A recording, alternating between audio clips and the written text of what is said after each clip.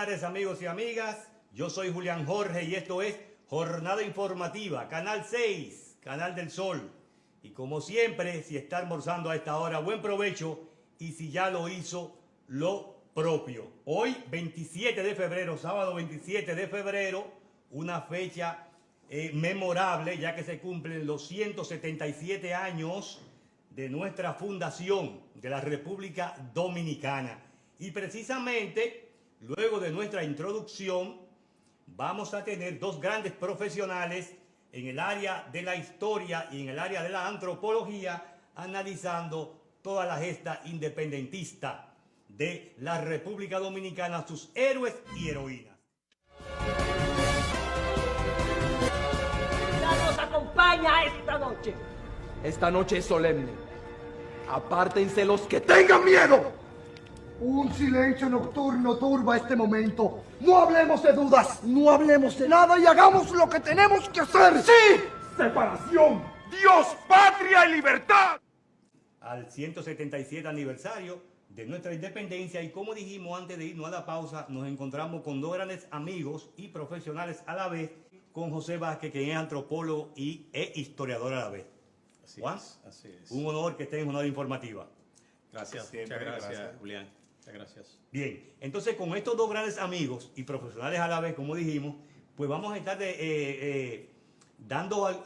arrojando más luces, ¿verdad?, a lo que se llama el Día de la Independencia de la República Dominicana, la gesta libertadora. Duarte fue el primer municipalista entonces, porque si Duarte vino con la idea de la municipalidad y vino con la estructura del organigrama del Estado, como debe ser, dividiendo los poderes, entonces podríamos decir eso, en este sentido. Efectivamente, Julián, pienso que Juan de la Cruz, que ha planteado con mucha propiedad esa categorización de Duarte en términos de municipalista, no como un improvisado, no como una aspiración banal y aérea, sino como el resultado de un conjunto de experiencia y de asimilación de esquemas, de sistemas funcionales en el viejo mundo. Quiso aplicar de manera efectiva este sistema en nuestro país como un elemento fundamental en el proceso de aproximación a la solución de los problemas estructurales, a los problemas históricos de la sociedad dominicana. Pero a mí me parece, Julián, que hablando de la independencia nacional, que es el tema que nos convoca, correcto, hablando de el proceso de separación e independencia nacional, tenemos que hablar necesariamente cada uno de los trinitarios, de los principales, los patricios, los tres, Duarte, Sánchez y Mella, entre otros próceres que jugaron un rol estelar en el proceso de resistencia para darle el estatus de república soberana a la República Dominicana, pese a los escarceos que lograron imponer los conservadores, los intelectuales al servicio del protectorado y de la anexión, que provocaron a raíz del artículo 210 un sesgo que nos desvió del camino fundamental que había concebido la Trinitaria. Y en ese sentido quisiera poner el énfasis en algunos elementos que podrán venir. Vamos a identificar los héroes y heroínas, como le pusimos como tema central. Pero yo quisiera, por ejemplo, precisar ahora, para seguir en el mismo orden que tú vas. Tú sabes que había muchos grupos, o habían varios grupos, 4 grupos si no eran, ¿verdad?, que estaban luchando por el poder y la separación, pero la mayoría de los grupos querían una separación simple. El único grupo que dijo que quería separación e independencia fue el grupo de la Trinitaria, que aunque eran jóvenes y no eran vistos porque habían los 4 grupos políticos, el grupo más joven era el grupo de la Trinitaria, ¿verdad? Sí. Y no se tenía mucha confianza en ellos. Los que apostaban a la separación no le tenían mucha confianza por el nivel de juventud. Pero eso no era suficiente, sino que Duarte se fue más allá, porque Duarte propugno no por la simple separación, sino también por la independencia absoluta del pueblo dominicano. Y justamente aprovecho ese elemento que tú dices. José, desde el punto de vista antropológico, ¿cómo podríamos evaluar o ver lo que se llama esta fecha histórica de independencia de la República Dominicana. Interesantísima pregunta. Tenía que venir de un veterano como Gracias, Julián Jorge. Así es, así es. A mí me parece, a propósito, Julián, que la narrativa, y Juan, que la narrativa sobre el proceso de independencia nacional es riquísima e interesantísima. Sin embargo, como naturalmente ocurre en todo proceso narrativo, hay muchas cosas que se saben, que se repiten y que tienen que repetirse. Correcto. Pero la historia tiene que ser narración, interpretación, análisis crítico, explicación y rediseñar a partir de ahí nueva perspectiva para profundizar en los cambios y en el fortalecimiento de la identidad, de la soberanía, de la nacionalidad y de los elementos que definen nuestras características de Estado autonómico, de Estado independiente, libre y soberano. En ese sentido, pienso que es muy importante que sobre todo la juventud dominicana sepa que el evento que constituye la separación, independencia de Haití el 27 de febrero de 1844 no es un acto producto de la macrocefalia, tal vez de la termocefalia. De un grupo de individuos que un día se les ocurrió, vamos a tumbar el gobierno de Boyer porque nosotros somos los filorios, nosotros somos unos románticos, nosotros somos unos filósofos, unos ilusos y vamos a jugarnos el todo por el todo. No, eran jóvenes radicales, románticamente determinados. No solamente idealistas, porque se le acusaba de idealista, es un ideal. Son idealistas en el sentido de que aspiran a esa utopía, a la realización del máximo ideal, la máxima aspiración de tener una república libre y soberana. Pero yo pienso, Julián, que en ese sentido, Juan, nosotros tenemos como proceso hacer un análisis antropológico e histórico que nos conduzca al grito de libertad del 27 de febrero de 1844. ¿Qué es lo que pasa? Es que a partir del Tratado de Basilea, en 1795, nosotros entramos en una crisis de identidad, en una crisis de gobernabilidad, en una crisis de estabilidad y de gobernanza, en la que hubo que recurrir a España de nuevo, luego de que estalló la guerra de reconquista que encabeza Juan Sánchez Ramírez de 1804, en 1808, ¿verdad? Sí, correcto.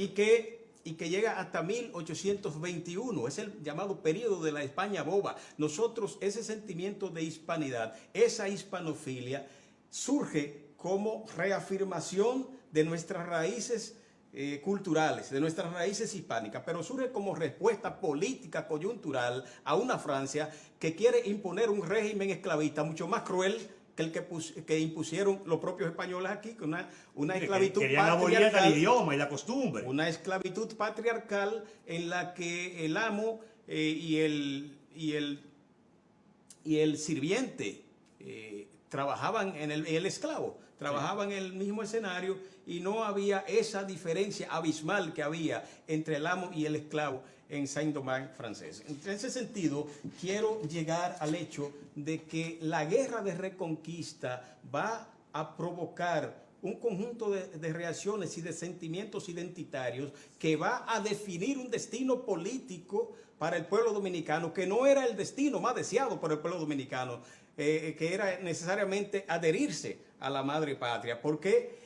A la madre patria, entrecomillada, o como tú quieras. Correcto. Porque estaba el sector de Ciriaco Ramírez, Cristóbal Huber, entre otros, que aspiraban a la proclamación del Estado autonómico, no vamos a decir República Dominicana, pero que ya estaban convencidos entre negros, mulatos, mestizos y oprimidos, esclavos libertos, estaban convencidos de la necesidad de tener un Estado independiente. Desde ese momento nosotros comenzamos a cultivar, a enriquecer, a fortalecer, a acariciar la idea de un Estado soberano. De manera que Duarte no viene de la nada. Duarte no es un resultado de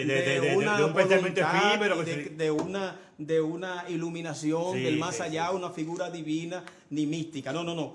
Es el resultado de un proceso de acumulación histórica, de resistencia, en la que el pueblo dominicano pues decide finalmente romper con las cadenas del colonialismo, romper con las cadenas de la dependencia y crear un Estado soberano. Y esas tendencias que se produjeron en el contexto de la guerra separatista, de la guerra de independencia, los afrancesados que aspiraban a un protectorado con Francia, los pro-ingleses, los pro-españoles, ¿verdad? Y demás, estos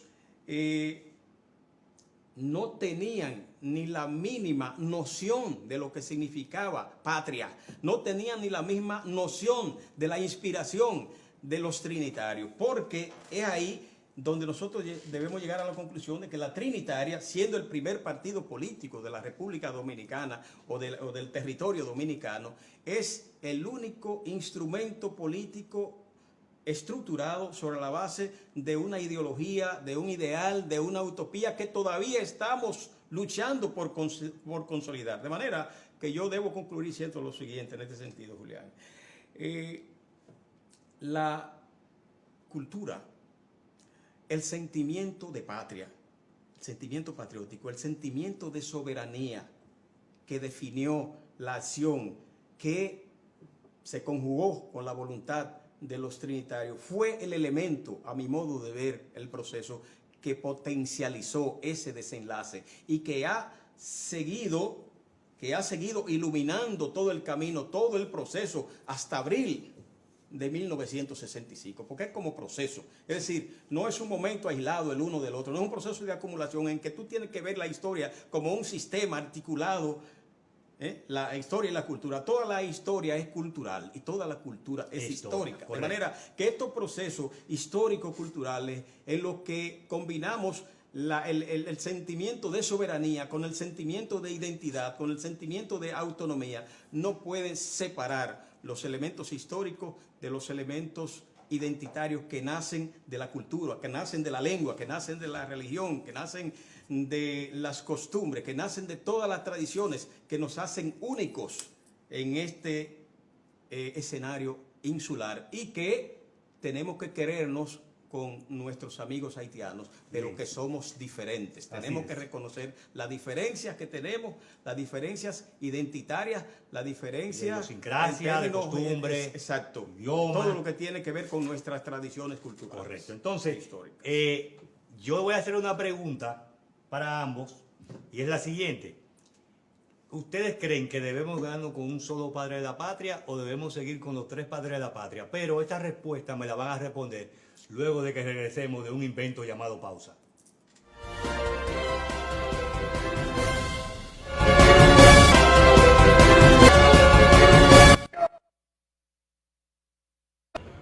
Nadie vacile. ¡Nadie! Comprometida es la situación. Juguemos el ¡Todo por el todo! ¡Libertad! ¡Separación! ¡Viva la República Dominicana! ¡Que viva! ¡Libertad! ¡Marchemos hacia... Bien, regresamos. Ahí está el famoso trabucazo. Que viva la libertad, que viva la República Dominicana. Dejamos una pregunta en el aire para estos dos grandes invitados y es la siguiente. ¿Deberían de ser tres padres de la patria o debería de ser un solo padre de la patria? Hay mucho. Tu visión de los tres padres de la patria, Juan Pablo, un solo padre de la patria. ¿Tu opinión cuál es? A mí me parece que en una evaluación de roles nosotros tenemos que reconocer los méritos indiscutibles que tiene cada uno de estos próceres, que tiene cada uno de estos gigantes de la construcción de la independencia nacional, de la separación y de la lucha por un Estado soberano e independiente. Sin embargo, hay que tomar en cuenta que el contexto va a definir una serie de respuestas que no podían estar en cualquier cabeza. Es decir,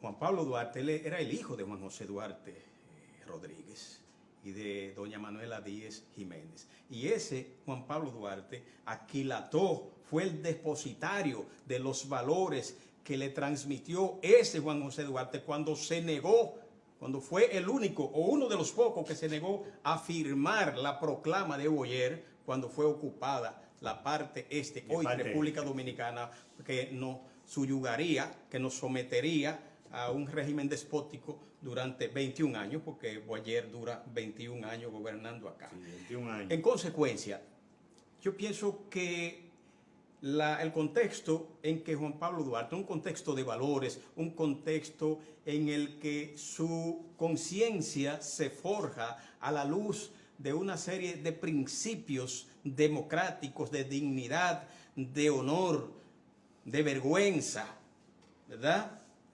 Duarte resulta ser imprescindible en este proceso. Y si Duarte no hubiese nacido y no se prepara para este proceso, tenía que nacer otro como Duarte. Correcto. Entonces, Mella era el imprescindible para el trabucazo en ese momento. Sí, Porque cada quien tiene un rol Sánchez se protagónico. hizo imprescindible también en ausencia de Duarte. De manera que yo estoy diciendo algo un poquito de análisis complejo, pero yo lo que estoy definiendo el proceso, la Trinitaria, como un sistema en el que todas sus partes están interconectadas, interdependientes, y que ninguna de las partes puede existir sin la otra. Duarte sin Sánchez. Cada una es dependencia de la otra. Sin Sánchez, el ideario de Duarte hubiese quedado en la vaciedad. Sin Mella, la acción de Sánchez hubiese también quedado tal vez en el olvido, o si no hubiese surgido o nacido otro como él que haga lo que él hizo, porque nadie es imprescindible, pero hasta que nace otro como ese. Correcto. ¿Verdad? Entonces, son los actos los que te hacen imprescindible, son los hechos. Y Duarte, en este caso, es imprescindible. Totalmente con Juan de la Cruz. Yo no quiero entrar ahora en disquisiciones y contradicciones respecto a la necesidad de desmontar de sus altares. No, eso se queda así. Pero yo tengo plena conciencia de que por los atributos de la paternidad, por los elementos que describen y definen la paternidad, solo puede haber un padre de la patria. Ahora, en la historia de la humanidad, que es una historia patriarcal, nosotros estamos acostumbrados a que las patrias solo tienen padre. Pero ¿y la madre de la patria? Hay que buscar una madre de la patria. Hay que buscarla. Y el mundo tendrá que transitar ese camino de que cada patria tenga su madre. Si tiene un padre, debe tener una madre. Y lo digo en serio. Sí, no, de acuerdo. Entonces, vámonos nueva vez a un invento llamado pausa, y cuando regresemos, venimos con los héroes y heroínas, las madres y los padres de la patria. Así que regresamos.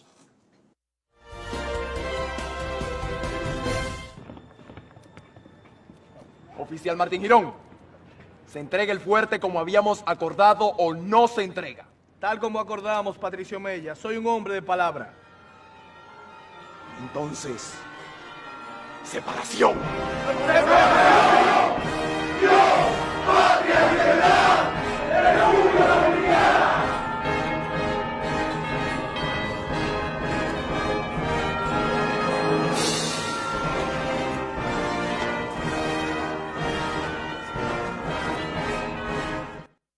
Bien, regresamos con Juan de la Cruz, historiador, y José Vázquez, antropólogo e historiador también. Entonces, hay una pregunta obligada para ambos, ¿verdad? Y es la siguiente. El tema de Pedro Santa Anna. Traidor, héroe, debe estar en el panteón, no debe de estar. Perdón, José Vázquez. José. Perfecto. Sí, yo pienso que la juventud dominicana debe estar expectante y alerta de lo que se le venden como héroes, de lo que se le venden como próceres, de lo que se le venden como patriotas.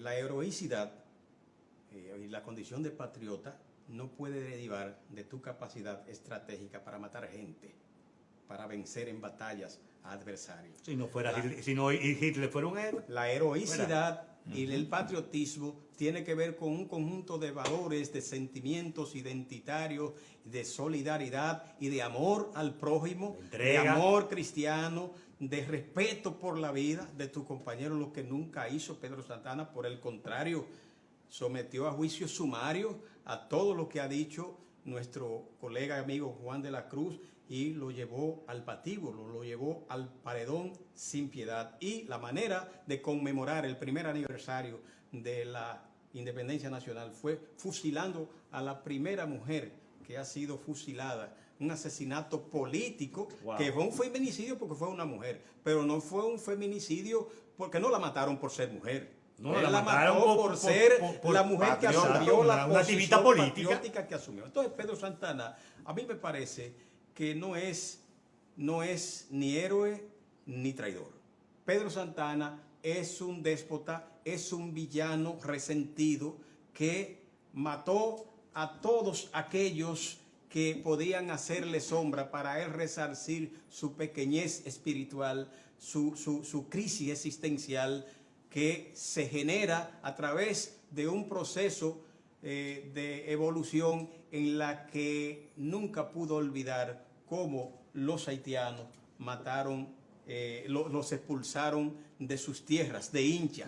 Entonces, el problema de Pedro Santana era contra los haitianos, no porque librando de ellos tendríamos una nación soberana, libre e independiente, no, es porque no quiero a los haitianos, porque son los haitianos, porque me la deben, porque le tengo odio, resentimiento. Entonces, vamos a buscar hipotecar la república, hipotecar la patria, la voy a enajenar, yo voy a proclamarla y entonces la voy a anexar, voy a renunciar a la soberanía y la voy a transferir a España en condición de provincia ultramarina. Entonces, Pedro Santana es un villano, es un apátrida, muere como español en un estado soberano que él contribuyó a crear y del cual él fue el primer presidente constitucional. Entonces, Pedro Santana, ni héroe ni traidor, un villano despreciable que no es referente, que no es modelo, que no puede ser paradigma para nuestra juventud.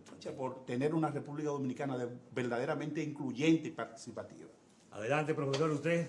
Efectivamente, sí, yo pienso que la conclusión Tenemos un minuto, profesor, disculpen. debe de llevarnos a asumir la independencia como un acto que estuvo encarnado en la heroicidad de los que se apertrecharon, se atrincheraron en la Puerta de la Misericordia y corrieron bajo el grito de ¡Viva la República Dominicana! Hacia la Puerta del Conde. En ese sentido, yo quiero invitar a la juventud dominicana, que me escuche bien la juventud dominicana, que se distrae a veces. Hay unos que no son distraídos, hay unos que están en lo que deben de estar.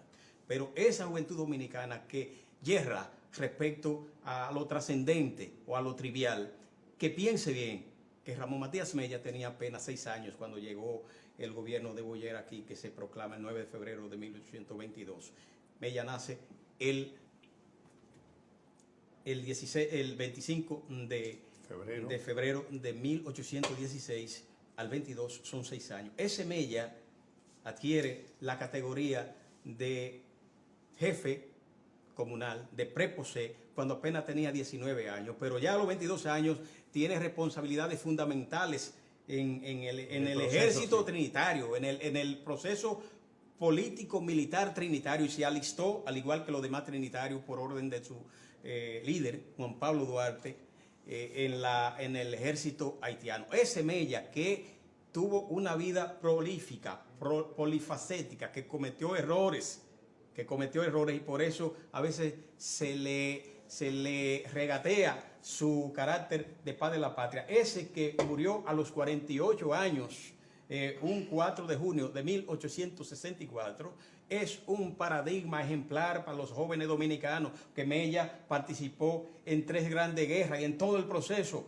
en la guerra separatista de 1844, en la lucha en contra de una de las dictaduras de Buenaventura Báez en 1857, cuando quiso engañar al campesinado y a los productores de tabaco en la guerra del Cibao, y en la guerra restauradora, donde actuó como protector del héroe de la restauración, Gregorio Luperón. De manera que ejemplo de patria tenemos por mucho en los trinitarios y en Mella particularmente. Así es. Entonces, hemos llegado al final, pero con estos 2 picos de oro, ¿verdad?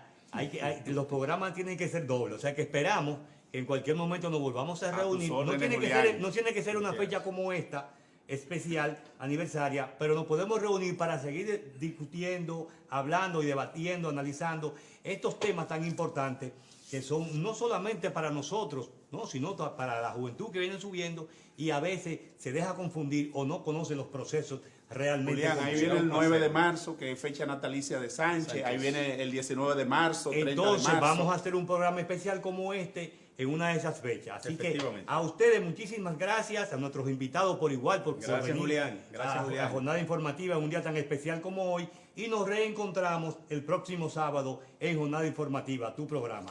Sean felices.